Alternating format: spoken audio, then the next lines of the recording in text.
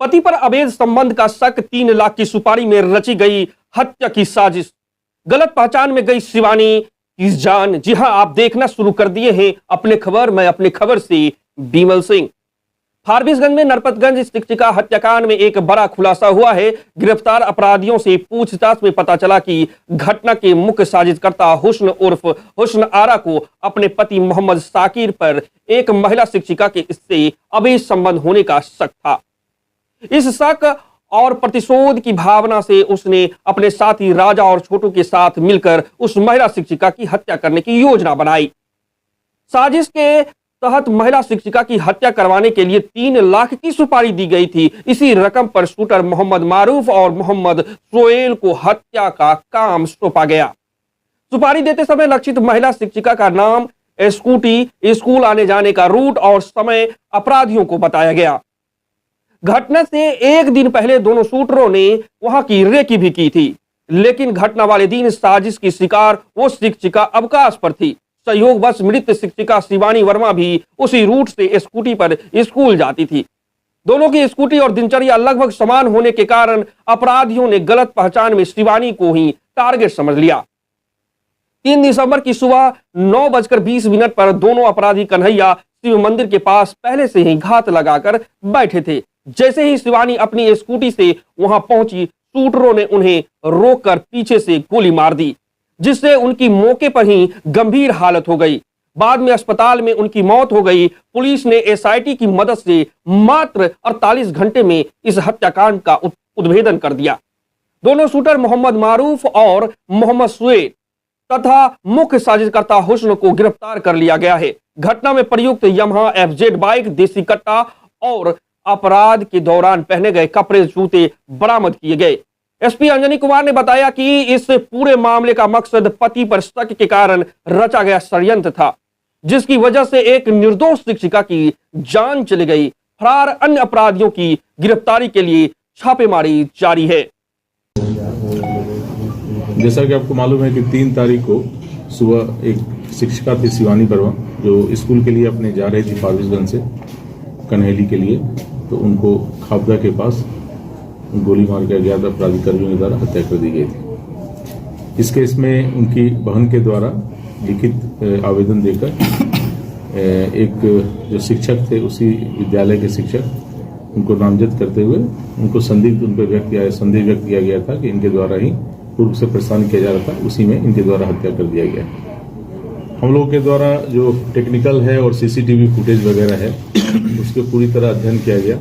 उनका अपराध कर्मियों को जाने का दिशा एवं उनके क्राइम करने के बाद भागने की दिशा में जो भी संभावित सीसीटीवी स्थल थे, उस सभी का फुटेज निकाला गया। वो फुटेज का अवलोकन किया गया एवं पहचान करवाया गया। पहचान करने के क्रम में पहचान हुआ कि उसमें एक अपराध कर्मी को लोगों ने पहचाना और बताया कि ये मारूफ नाम का अपराध कर्मी है। मारूफ पेशर ताहिर, जो रामपुर का रहने वाला है, फारबिसगंज का, उसकी पहचान की गई। साथ ही साथ उसके साथ एक और मोहम्मद सोहेल पेशर फिरोज, रेफरल अस्पताल रोड, फारबिसगंज की पहचान की गई। पहचान करने के उपरांत इन लोगों को गिरफ्तार किया गया है, अलग अलग जगहों से गिरफ्तार किया गया है। गिरफ्तारी के उपरांत इनसे पूछताछ की गई तो इनके द्वारा स्वीकार किया गया कि हाँ, इन्हीं के द्वारा 3 तारीख को उस जगह पर जाके FZ यामाहा मोटरसाइकिल से गए थे और उनके द्वारा उस शिक्षिका की हत्या कर दी गई थी।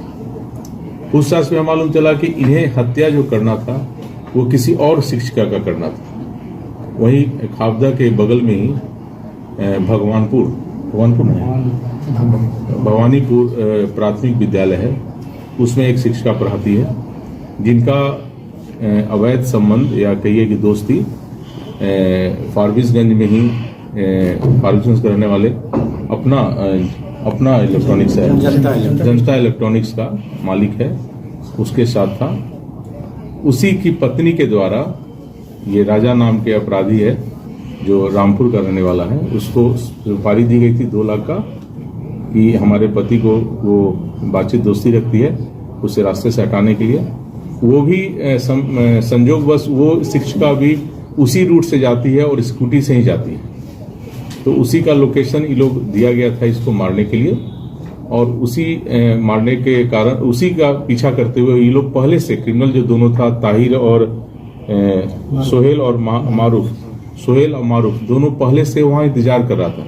चूंकि जहां वो पॉइंट देखे होंगे वहां से दोनों स्कूल जाने का रास्ता है, तो वहीं पर पहले से इंतजार कर रहा था। जैसे स्कूटी आते हुए दिखा इसको लगा कि ये वही शिक्षिका है जिसको उसको मर्डर करना है, और उसने रोक के और उस पर गोली चला दिया और वो घटनास्थल पर उनको गिरफ्तारी की गई है। उनके स्वीकारोक्ति बयान के आधार पर घटना में जो प्रयोग किया गया था देसी कट्टा, उसकी बरामदगी की गई है। साथ ही साथ घटना में जितने भी मोबाइल यूज किए गए थे वो सारा बरामद किया गया है। घटना में जो मोटरसाइकिल यूज किया गया था FZ यामाहा, वो भी रामपुर से बरामद कर लिया गया है।